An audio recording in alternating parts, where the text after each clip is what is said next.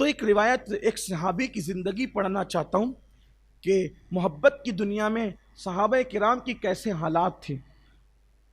एक सहाबी हैं, नौजवान सहाबी, नौ उम्र सहाबी, उनका नाम है हज़रत अब्दुल्ला मुज़नी। ये अब्दुल्ला मुज़नी एक सहाबी हैं। हुजूर अलैहिस्सलाम का जलवा जहाँ आरा सुना और आंखें हुजूर अलैहिस्सलाम के दीदार से सैराब हुई और उन्होंने छोटी सी उम्र में कलेमा पढ़ के इस्लाम कबूल कर लिया। याद रखिए, अब्दुल्ला मुज़नी उनका नाम था। कई किताबों में उनका जिक्र है, लेकिन सुनना कि उनका इश्क रसूल कैसा था, उनकी मोहब्बत रसूल कैसी थी। चूँकि जब वो बच्चे थे, बचपना था, तो बचपने में उनके वालिद का इंतकाल हो गया। उनके अब्बा बचपने में इंतकाल कर गए। उनकी अम्मी ने उनकी परवरिश की, लेकिन माँ कर क्या सकती थी, तो उन्होंने मदद ली चचा से। हज़रत अब्दुल्ला मुज़नी की तरबियत में उन्होंने उनके चचा से मदद ली। औरत तो कुछ कर भी नहीं सकती थी, वो अपने देवर की कमाई पर उनके घर में उनकी मदद से अपना बच्चा पालती थी। और उसने फैसला किया था कि मैंने दूसरी शादी नहीं करना, क्योंकि अगर मैं दूसरी शादी कर लूँगी तो मेरे बच्चे का क्या होगा। इसलिए उन्होंने फैसला किया कि मैंने बच्चे की खातिर ऐसे ही रहना है। अब इनकी परवरिश हो रही थी, छोटी सी उम्र में थे, जवानी की दहलीज पे कदम रखा, हुजूर का दामन मिल गया सल्लल्लाहु अलैहि वसल्लम। जब भी आपके सामने कोई रसूलुल्लाह का नाम लिया करे तो आप दुरूद पढ़ा करें, सल्लल्लाहु अलैहि वसल्लम कहा करें। जितनी बार जो ले आपकी जिम्मेदारी उतनी बार हुजूर पे दुरूद पढ़ें। जब भी आका का जिक्र सुने, कोई आका कह दें, यानी वो इशारा अगर हुजूर की तरफ कोई भी अल्फाज से कहा जाए, हत्ता कि अगर कोई आप भी कह दे हुजूर की तरफ इशारा करते हुए, तो आप सल्लल्लाहु अलैहि वसल्लम का ये इश्क का तकाजा है। और अगर आप दुरूद नहीं पढ़ते हुजूर का नाम सुनकर, तो मेरे आका अलैहिस्सलाम फरमाते हैं, जो मेरा नाम सुने और दुरूद न पढ़े वो जन्नत और अल्लाह की रहमत से महरूम कर दिया जाएगा। इसलिए कहीं भी कोई भी हुजूर अलैहिस्सलाम का जिक्र पाक करे तो आप सल्लल्लाहु अलैहि वसल्लम कहने की आदत बनाएं, अपने बच्चों में भी इसका मिजाज पैदा करें। तो हज़रत अब्दुल्ला मुज़नी मुसलमान हुए, रात भर हुजूर की मोहब्बत में तड़पते रहते और सुबह को माँ के पास आके कहते, अम्मी मुझे मेरे महबूब की, मुस्तफ़ा जान रहमत की याद आ गई और मैं चाहता हूँ कि उनके दीदार के लिए मदीने मुनव्वरा चला जाऊँ, उनकी ज़ियारत के लिए मदीने पाक जाऊँ। अम्मी मुझे इजाज़त दो। तो माँ ने कहा, मेरे बेटे तुझे पता है कि तेरा चचा तेरे मज़हब का मुखालिफ है, और वो जब सुनेगा कि तू मुहम्मदुर रसूलुल्लाह सल्लल्लाहु अलैहि वसल्लम से मिलने जा रहा है, वो तुझे छोड़ेगा नहीं। क्यों? क्या तुझे वो दिन याद नहीं कि जब तूने कलेमा पढ़ा था मोहम्मद अरबी रूही फ़िदा सल्लल्लाहु अलैहि वसल्लम का, तो उसने कितने दिनों तक तुझ पे जुल्म किया था और उसने तुझे कितना मारा था, कितना पीटा था। तो वो सुनेगा तो वो बर्दाश्त नहीं करेगा और वो तुझे बहुत मारेगा, जाने भी नहीं देगा। बेटा सब्र कर, ना जा।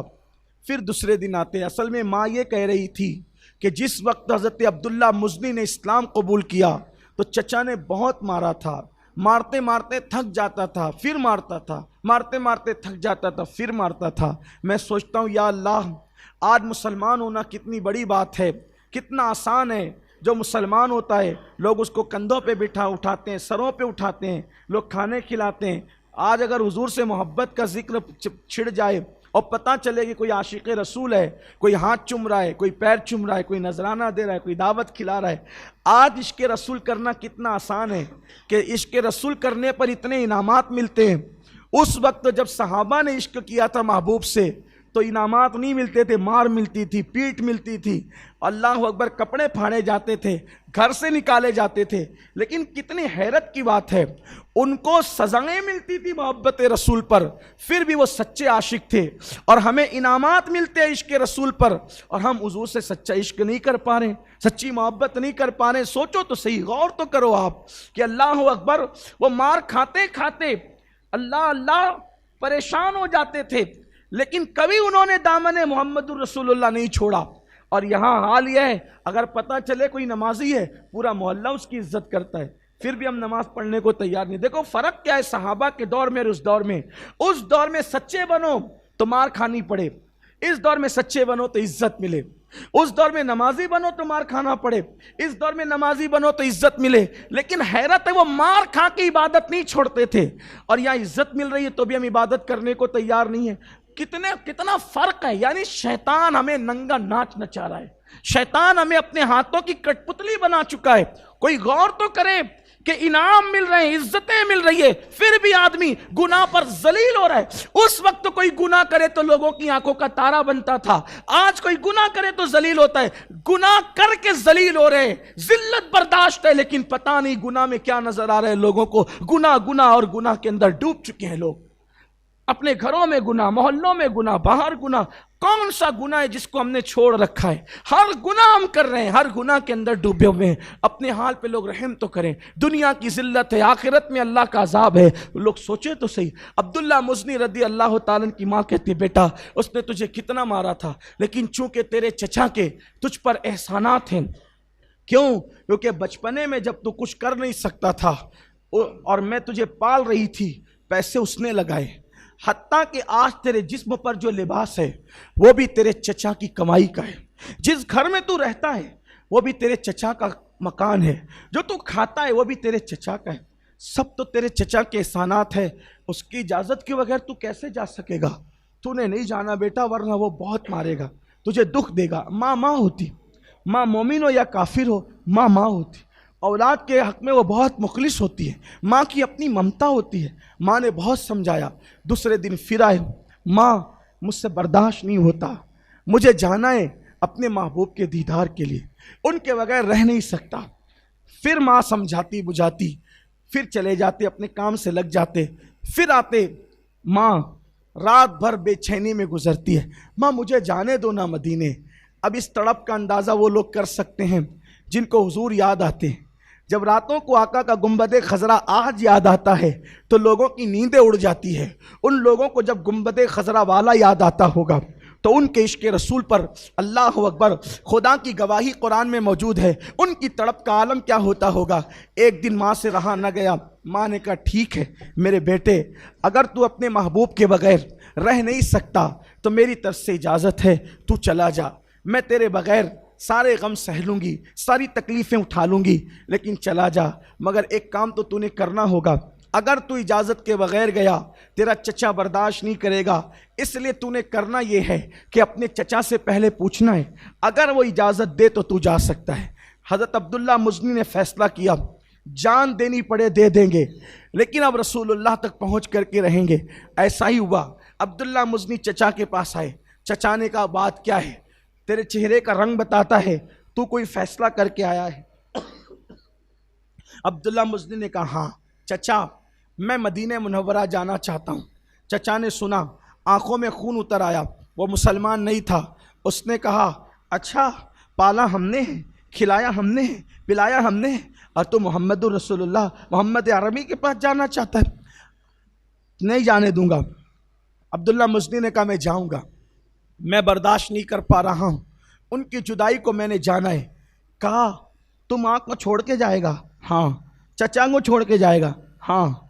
अगर तू हमें छोड़ के जा रहा है तो मैं तुझे ऐसे जाने नहीं दूंगा। पता है तुझे, तेरे बदन पे जो लिबास है वो मैंने दिया है, जिस घर में तू रहता है मैंने दिया है, हत्ता कि इस वक्त तेरे पास जो पैसों की पूंजी है वो मेरी अपनी अता की हुई है।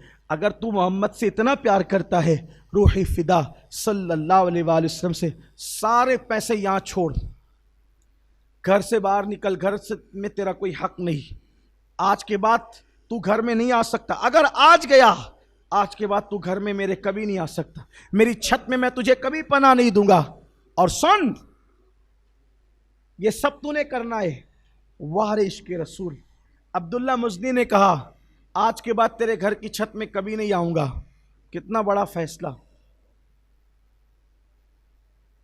पैसे भी दे दे जितने जमा कर रखे हैं, सारे पैसे तेरे।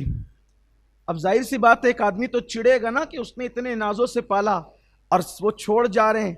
तो कहा, इसी पे बस नहीं, कोई सवारी भी ले जाने नहीं दूंगा क्योंकि सब मेरा है यहाँ पे, का वो भी मंजूर है। आखिरी इम्तिहान क्या लिया पता है अब्दुल्ला मजनी का?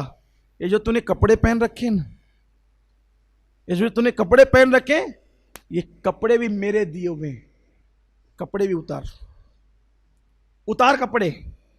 सोचे जरा, एक मंजिल आ गई है, एक मकाम आ गया, एक मंजिल आ गई है कि कोई मदीने मुनव्वरा अपने महबूब से मिलने जाना चाहता है और कोई अपने एहसानात का आज नाजायज फायदा उठाते हुए कह रहा है कि अगर तू मोहम्मद को मिलने, रूही फिदा सल्लल्लाहु अलैहि वसल्लम, अगर मिलने जाएगा तो मैं तुझे घर में आने नहीं दूंगा, मंजूर। तेरी जमा पूंजी छीन लूंगा, मंजूर। तुझे सवारी नहीं दूंगा, मंजूर। एक मकाम वो आता है तेरे कपड़े भी उतार दे। आप जरा गौर करें कि क्या ऐसा भी वक्त किसी पर आ सकता है कि उसके कपड़े उतारे जा सकते हैं? और किसी के कपड़े उतारे जाएं तो उसका जवाब क्या होगा? लेकिन वारे इश्क रसूल, वारे मोहब्बत रसूल, अब्दुल्ला मजनी की आंखों में आंसू आ गए और कहा अगर कपड़े उतार कर देने ही से महबूब की बारगाह में मिलने जाने की इजाजत मिल सकती है तो अब्दुल्ला आज तेरे कपड़े भी तुझे उतार कर देने के लिए तैयार है। चश्मे फलक ने वो मंजर देखा और पुश्ते जमीन ने वो मंजर देखा कि कोई मोहब्बत रसूल में इतना गर्क था कि किसी ने कपड़े मांगे, अपने पहनाए हुए तो दे दिए, कपड़े दे दिए। किसी तरह से अपना सतर छुपाया और सतर छुपा करके माँ की खिदमत में पहुंचे। माँ भी मुसलमान नहीं थी। माँ से कहा, माँ चचा ने अपने कपड़े दिए हुए मुझसे छीन लिए हैं इस जुर्म में कि मैं मदीने मुनव्वरा जा रहा हूं, लेकिन इस हालत में तो मैं मदीने जा नहीं सकता ना माँ। तुम माँ हो, चचा चचा है, तुम माँ हो। माँ ने कहा, मेरे बेटे मेरे पास इतने पैसे या रकम नहीं है कि मैं तुझे कपड़े दिला करके दूं, अलबत्ता मेरे पास 2 दुपट्टे हैं, ये जल्दी से लेके भाग जा, कहीं तेरे चचा को पता न चले। तारीख के औराह गवाह है। अगर ये बात तारीख में न होती तो शायद मैं बयान करने की हिम्मत न करता कि इश्क करने वालों ने कैसा इश्क किया। माँ के दोनों दुपट्टे चुपके से लिए, एक दुपट्टा नीचे बांधा, दूसरा दुपट्टा ऊपर को ओढ़ा और पैदल मदीने मुनव्वरा की तरफ चल पड़े। आप गौर कर सकते हैं, ऐसे भी कुर्बानी देने वालों ने दी है इश्क रसूल में। हमने क्या कुर्बानी दी, क्या छोड़ा हमने? हमसे गुनाह भी नहीं छूटते। हम दाढ़ी के चंद बाल भी अपने चेहरे पे इश्क रसूल में सजा नहीं पाते। 50-50 और 60-60 साल का बुढ़ापा आ रहा है, कौन दाढ़ी रखने तैयार है? क्या कुर्बानी दे रहे हैं? फजर में उठने कौन तैयार है? ना जवान ना बूढ़े। घरों का माहौल क्या है? अगर बच्चों को स्कूल भेजना है तो हम सुबह उठ जाते हैं, लेकिन मस्जिद में आना हम सुबह नहीं उठ। हमने क्या दीन को अहमियत क्या दी है? मैं समझता हूं घर जाकर जरा मेरे इन 2 जुमलों पे गौर करना कि कोई कह रहा है अगर तूने जाना है तेरे महबूब के पास तो मेरी सारी नेमतें दे दे, फेंक दिया, थूक दिया उस पर, हत्ता के कपड़े भी उतार के। कोई इस पर तवज्जो करे, थोड़ा गौर करे। मैं इस पे कोई तफसीरा नहीं कर सकता, लेकिन सोचे तो सही ना। वो मंजिल आती, वो मकाम आता है, लेकिन फिर सुन लो और ध्यान से सुन लो और गौर से सुन लो, ध्यान से सुन लो, तवज्जो के साथ सुन लो कि जब किसी ने इश्क मुस्तफा में ये कुर्बानी दी, मोहब्बत रसूल में ये कुर्बानी दी, तो फिर हुजूर अलैहिस्सलाम किसी की कुर्बानी को ज़ाय करते हैं? वो तो हम जैसे गिरे पड़ों को निभाते हैं, हम जैसे गिरे पड़ों का ख्याल करते हैं। तो जो उनके इश्क में कुर्बानी दे, फिर उसका क्या हाल? सुबह से चले हैं, दिन भर चले, रात की आखिरी पहर तक चले, इत्तेफाक से चलते चलते जितने भी दिन गुजरे वो जाने।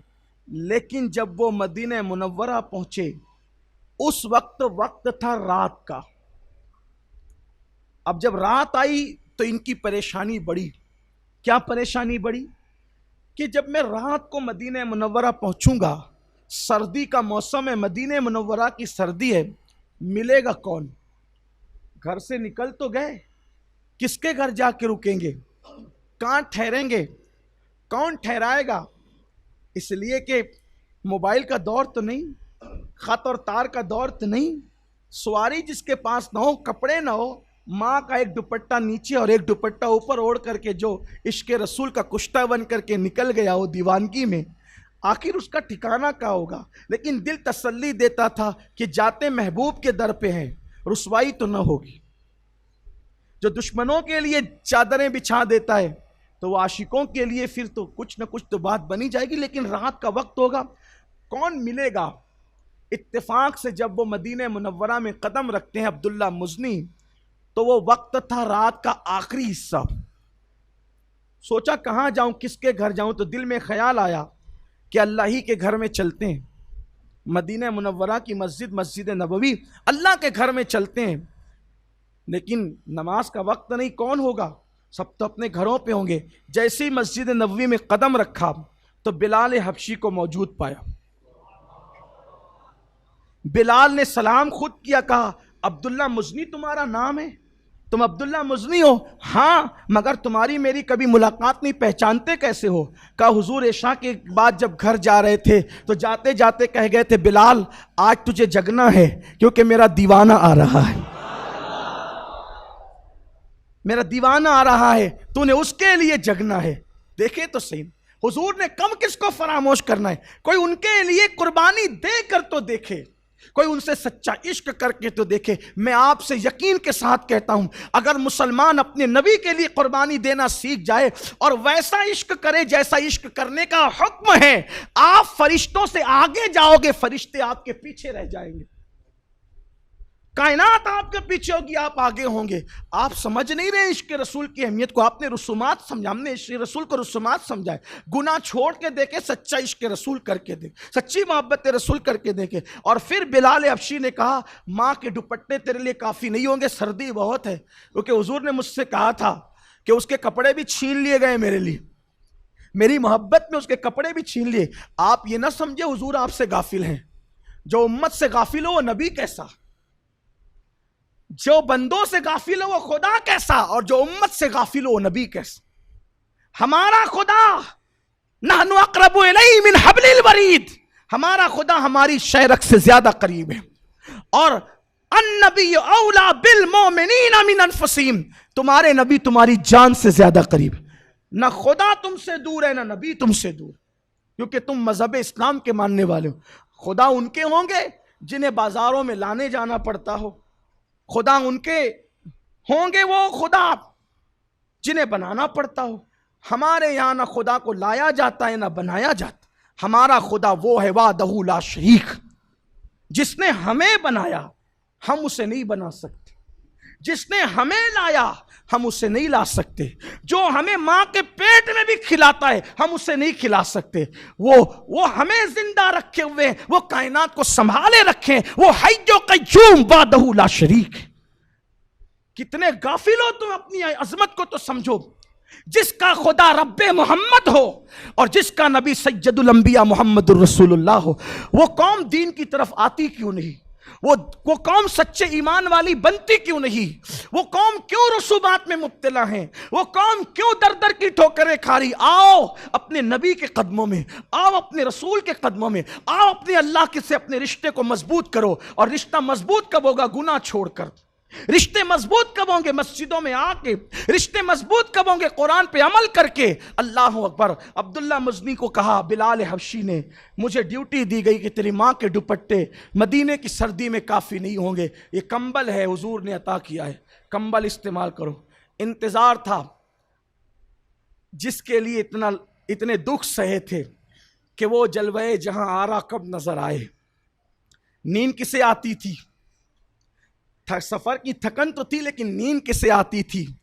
सुबह का वक्त हुआ, बिलाल ने अजान पढ़ी और हुजूर की आदत थी कि फजर की नमाज, चूंकि हुजरा बिल्कुल मस्जिद से लगा हुआ था, अभी भी लगा हुआ है, तो हुजूर सुन्नत भी घर में पढ़ कर आते, सुन्नतें भी हुजूर फजर की घर में पढ़ कर आते।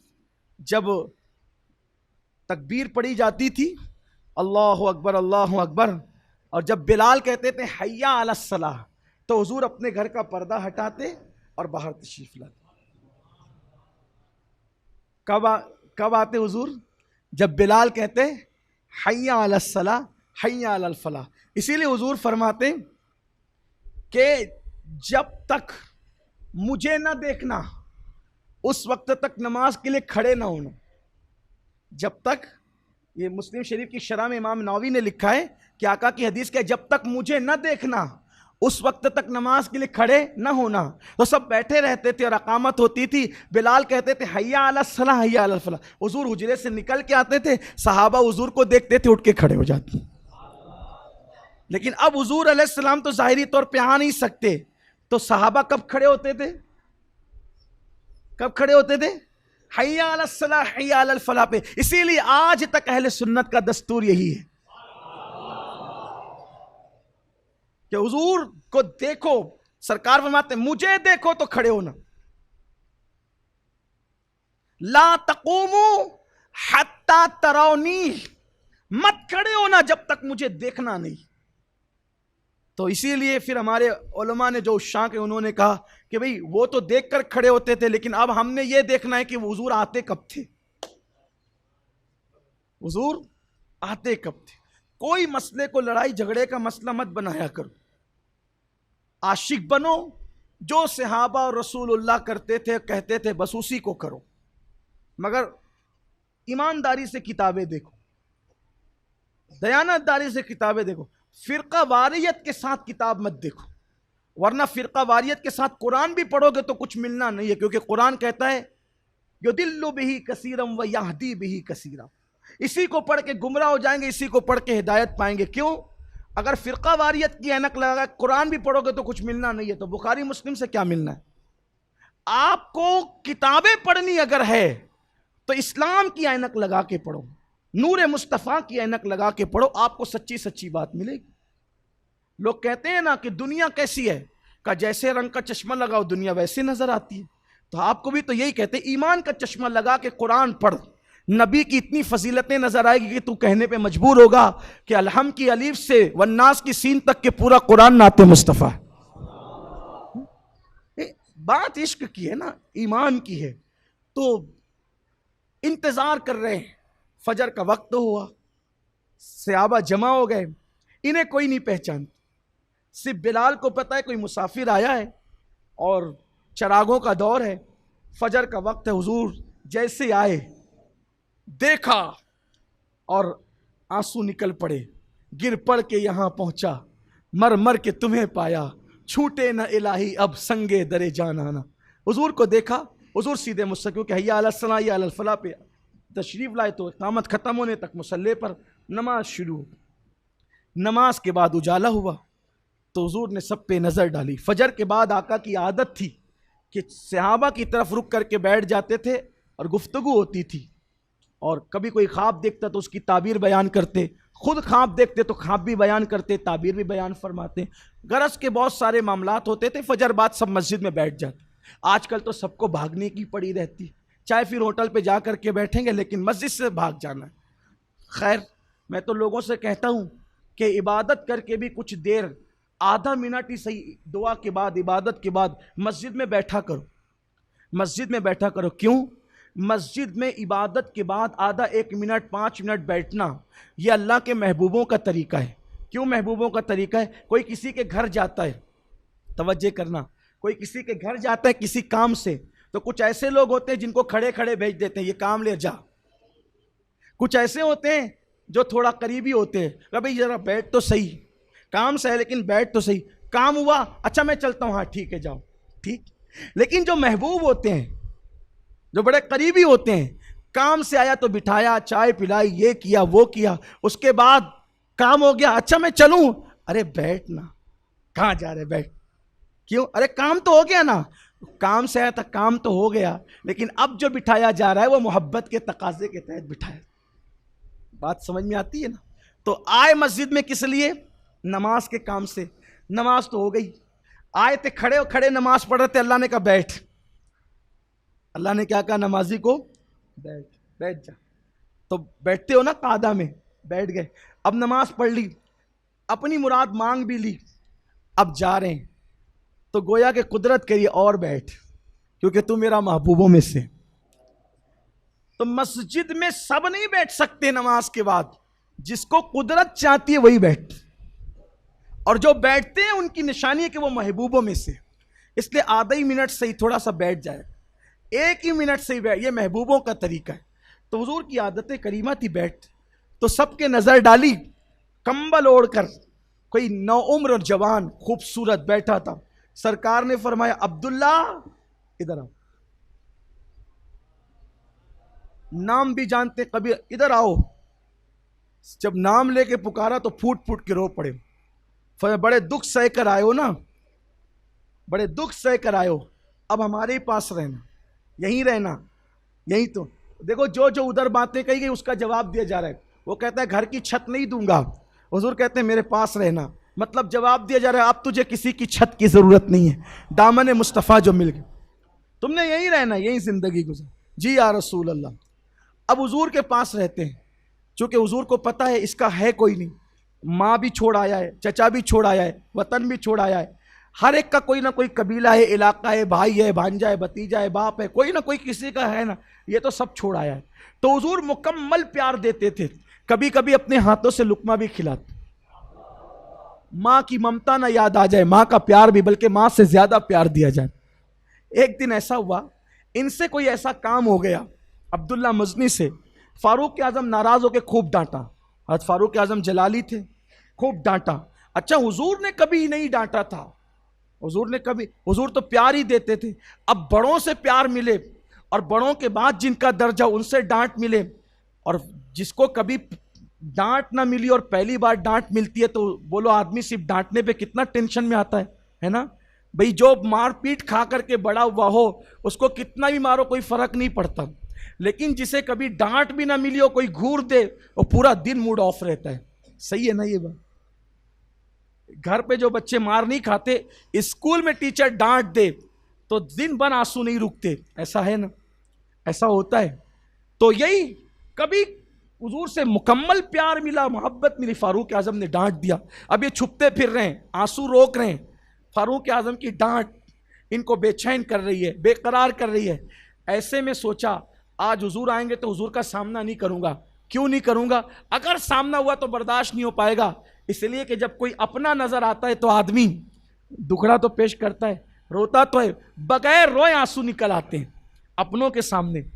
आप इसको गौर करें, अल्लाह ना करे किसी घर मैयत हो जाए और सगा भाई आ जाए बाप के इंतकाल पे, पड़ोसी को देख के उतना रोना नहीं आया, लेकिन सगे भाई को देख के फूट फूट के रोएगा, है ना, क्योंकि कोई अपना आया है। तो अपने उससे अपनों को देख करके दुख याद आते हैं, दुख ताज़ा होते हैं। हुजूर का सामना आज नहीं करूंगा वरना बर्दाश्त नहीं होगा। छुप करके पिलर के पीछे बैठ गए। जैसे हुजूर आए मिंबर पे, नजर पड़ी, बर्दाश्त नहीं हुआ, रोने लगे, और रोए तो फिर बेसाख्ता फूट फूट के रोए। लेकिन हुजूर अपने आशिकों का कितना ख्याल करते हैं। मिंबर पे बैठे बैठे आका बुला लेते, इधर अब्दुल्ला। तो ये कितनी बड़ी बात थी, हुजूर जिसे बुला ले कितनी बड़ी बात थी। लेकिन वाह रे बंदा परवर, गरीब परवर मुस्तफ़ा, गम गुसारे उम्मत मुस्तफ़ा, इश्क करने वालों के साथ इनामात कैसे हैं। हुजूर ने मिंबर छोड़ दिया, अब्दुल्ला मुज़नी के लिए मिंबर छोड़ दिया और उन तक चल करके गए। क्यों रो रहे हो? लिपट गए, फूट फूट के रोए। क्यों रो रहे हो? हिम्मत नहीं थी क्या कहूं। क्यों रो रहे हो? फारूक आजम ने देखा, या रसूल अल्लाह मेरे माँ बाप आप पे कुर्बान। शायद रोने की वजह यह है कि ये महफिल में बैठ करके जबकि लोग इबादत पे मसरूफ थे, जोर से अल्लाह अकबर कह रहा था। मैंने उसको डांटा कि दूसरों का ख्याल कर, मस्जिद में और भी लोग इबादत कर रहे हैं, मैंने डांट दिया उसको, शायद मेरी डांट पे रो रहा है। सरकार ने पूछा ऐसा ही है? उन्होंने कहा हाँ, गलती मेरी थी और इन्होंने डांटा, मैं रो रहा हूं। सरकार ने क्या फरमाया पता है? उमर, हाय हाय उमर, कोई गलती करे ना तुम उसको डांट सकते हो, मेरी तरफ से इजाजत है, इसको कभी मत डांटना, ये जो चाहे करे, ये जो चाहे करे, इसको कभी मत डांटना, इसलिए कि ये बड़े दुख उठाकर आया मेरी खातिर।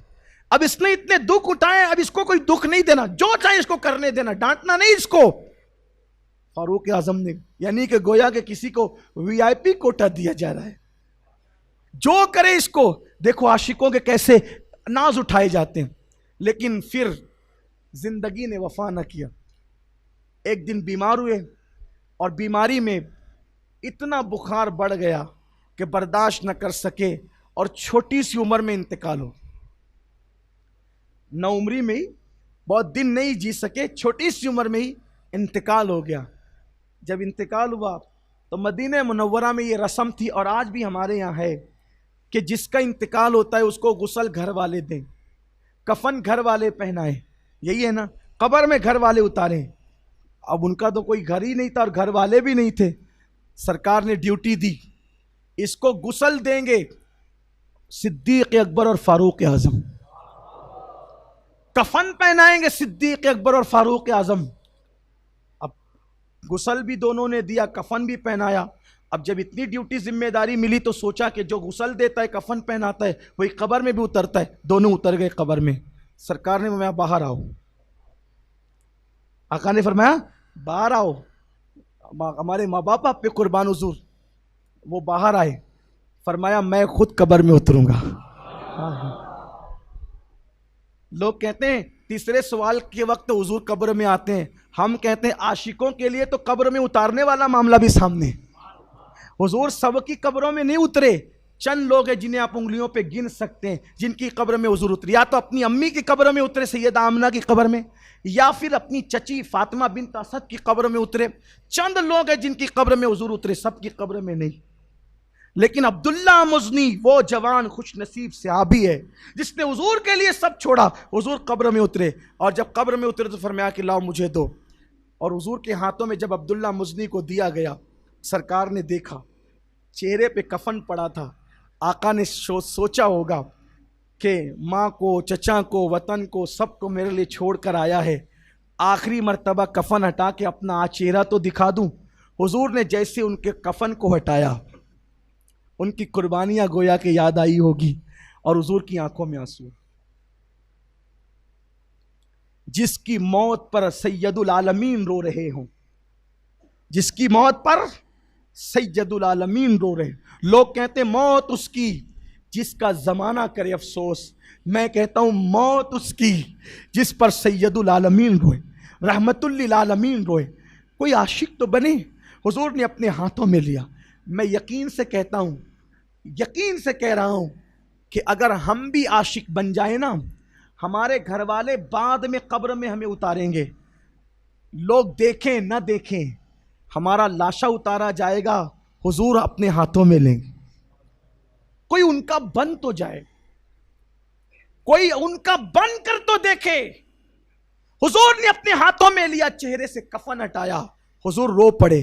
जब रोए तो सहाबा भी रोने लगे, लेकिन सहाबा ने देखा हुजूर के आंसू टप टप टप टप गिरते हैं, रुखसार पे आते हैं और दाढ़ी से आते हुए उनके कफन में गिर जाते हैं, और फिर उनके कफन को उनके चेहरे पे डाल दिया जाता है और हमेशा के लिए उनको उनकी कब्र में रख दिया जाता है। उस दिन मदीने के बड़े बड़े सरदार रश्क कर रहे थे।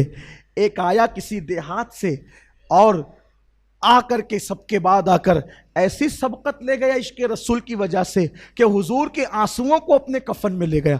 कोई अपने कफन में नमाजों की नेकियां ले गया, कोई अपने कफन में जो है वो रोज़ों की नेकियां ले गया, कोई अपने कफन में हज की बहारें ले गया, कोई अपने कफन में जिक्र अस्कार की बहारें ले गया। अब्दुल्ला मुज़नी तुझे किस नाम से याद करूं? तुम गए तो अपने कफन में इश्क मुस्तफ़ा और अश्क मुस्तफ़ा। मेरे जुमलों पे तवज्जो करना। तुम गए तो अपने कफन में इश्क मुस्तफ़ा और अश्क मुस्तफ़ा दोनों साथ में लेकर के गए और हमेशा के लिए हयात जावेदानी हासिल कर ली। आओ हम भी उसी इश्क की तरफ चलें। पहले इश्क करो, फिर अश्क खुद ब खुद नसीब हो जाएंगे। अल्लाह ताला हम सबको सच्चा आशिक़ रसूल बनाए।